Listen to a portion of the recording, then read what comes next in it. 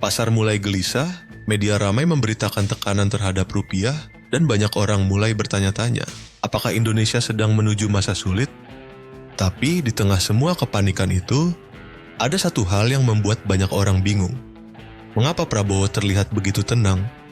Saat sebagian orang khawatir terhadap nilai tukar, harga impor, dan kondisi ekonomi global yang semakin tidak menentu, Presiden Prabowo justru tidak menunjukkan tanda-tanda panik.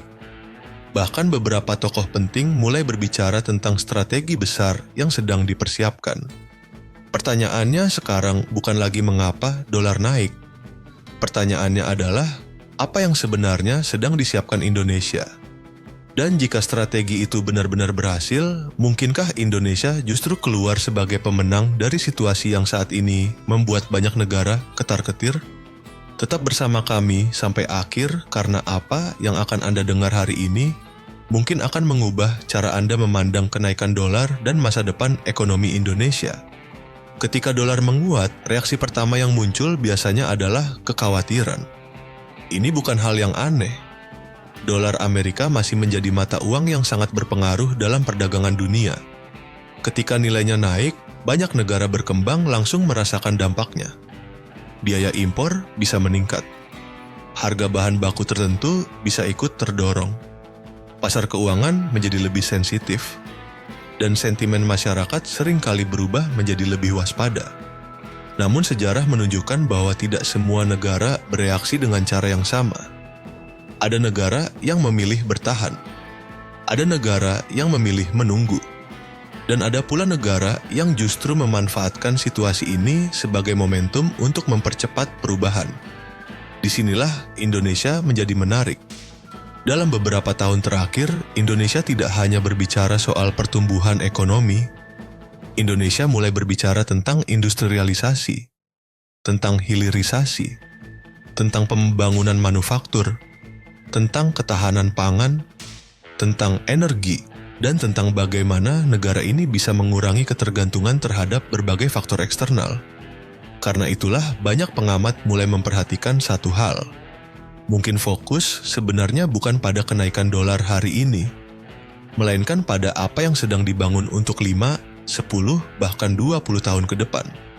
Bayangkan sebuah negara dengan populasi ratusan juta jiwa, memiliki sumber daya alam yang besar, pasar domestik yang luas, dan ambisi untuk menjadi salah satu kekuatan ekonomi terbesar dunia. Negara seperti itu tentu tidak hanya memikirkan kondisi hari ini, mereka memikirkan posisi mereka di masa depan. Dan inilah yang membuat banyak orang penasaran terhadap langkah-langkah yang sedang dilakukan pemerintah. Apakah ada strategi jangka panjang yang belum sepenuhnya terlihat oleh publik? Beberapa pihak percaya bahwa Indonesia sedang berusaha memperkuat fondasi ekonominya dari bawah. Bukan hanya mengejar angka pertumbuhan tahunan, tetapi membangun kemampuan produksi yang lebih kuat. Karena pada akhirnya, negara yang kuat bukan hanya negara yang memiliki sumber daya. Negara yang kuat adalah negara yang mampu mengolah sumber daya tersebut menjadi nilai tambah. Inilah alasan mengapa isu hilirisasi menjadi begitu penting. Selama bertahun-tahun, banyak negara berkembang menjual bahan mentah dan membeli kembali produk. Jadi dengan harga yang jauh lebih mahal. Model seperti ini membuat keuntungan terbesar sering kali dinikmati oleh pihak lain. Namun, ketika sebuah negara mulai membangun industri pengolahannya sendiri, ceritanya bisa berubah. Lapangan kerja bertambah, nilai ekspor meningkat, kemampuan teknologi berkembang, dan posisi negara dalam rantai pasok global menjadi lebih kuat. Apakah ini bagian dari strategi yang sedang dipersiapkan? Banyak orang percaya demikian. Di sisi lain, dunia saat ini sedang mengalami perubahan besar. Negara-negara berlomba mengamankan sumber daya strategis. Rantai pasok dunia mengalami berbagai perubahan, dan banyak perusahaan mulai mencari lokasi investasi baru yang dianggap stabil dan menjanjikan. Dalam situasi seperti itu, Indonesia memiliki peluang yang tidak kecil. Namun, peluang hanya akan menjadi peluang jika mampu dimanfaatkan. Karena itulah keputusan-keputusan ekonomi yang diambil hari ini bisa menentukan posisi Indonesia di masa depan. Menariknya, di saat sebagian orang hanya melihat pergerakan dolar dari hari ke hari, sebagian lainnya justru melihat gambaran yang lebih besar. Mereka melihat investasi. Mereka melihat pembangunan industri. Mereka melihat infrastruktur.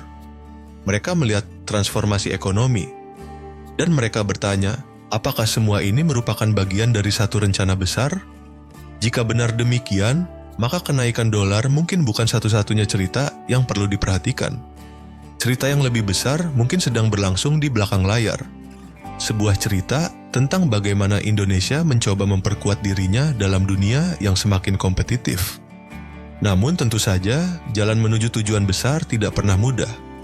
Setiap strategi memiliki tantangan. Setiap kebijakan memiliki risiko.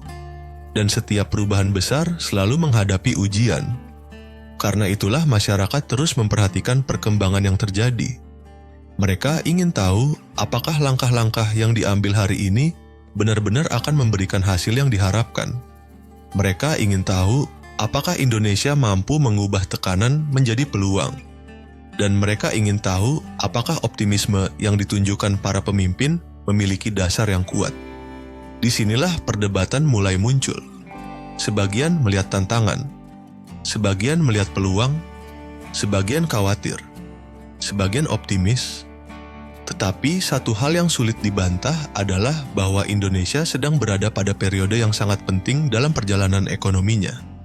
Keputusan-keputusan yang dibuat saat ini dapat memberikan dampak yang terasa selama bertahun-tahun ke depan. Karena itu, perhatian publik terhadap setiap perkembangan menjadi sangat besar. Setiap pernyataan, setiap kebijakan, setiap langkah, selalu menjadi bahan diskusi. Dan mungkin itulah sebabnya banyak orang memperhatikan sikap tenang yang ditunjukkan Prabowo. Bagi sebagian orang, ketenangan itu dianggap sebagai sinyal kepercayaan diri. Bagi yang lain, itu memunculkan rasa ingin tahu yang lebih besar. Apa yang sebenarnya mereka lihat sehingga tidak bereaksi seperti banyak orang lainnya? Apakah ada data yang menunjukkan peluang jangka panjang? Apakah ada proyek-proyek strategis yang diyakini akan memperkuat ekonomi nasional? Ataukah ini hanya bagian dari upaya menjaga stabilitas dan kepercayaan publik? Jawaban pasti mungkin hanya diketahui oleh mereka yang terlibat langsung dalam perencanaan tersebut. Namun yang jelas, perhatian terhadap masa depan ekonomi Indonesia saat ini berada pada tingkat yang sangat tinggi. Dan itu menunjukkan betapa besarnya harapan yang dimiliki masyarakat. Karena pada akhirnya, yang diinginkan semua orang sebenarnya sederhana. Ekonomi yang kuat, peluang kerja yang lebih baik, daya beli yang terjaga, dan masa depan yang lebih menjanjikan. Apakah strategi yang sedang dijalankan akan membawa Indonesia ke arah tersebut? Waktu yang akan menjawab. Tetapi satu hal yang pasti, dunia sedang berubah. Peta ekonomi global sedang bergerak. Dan Indonesia sedang berusaha menentukan posisinya dalam perubahan besar itu. Mungkin inilah alasan mengapa sebagian pihak tidak hanya fokus pada kenaikan dolar hari ini. Mereka fokus pada pertanyaan yang jauh lebih besar. Bagaimana Indonesia bisa menjadi lebih kuat besok? Dan jika strategi yang sedang dibangun benar-benar berhasil, maka apa yang saat ini terlihat sebagai tantangan bisa saja dikenang sebagai awal dari sebuah transformasi besar. Jadi bagaimana menurut Anda? Apakah kenaikan dolar kali ini merupakan ancaman serius bagi Indonesia? Atau justru menjadi momentum yang akan mempercepat langkah Indonesia menuju kekuatan ekonomi yang lebih besar? Tuliskan pendapat Anda di kolom komentar.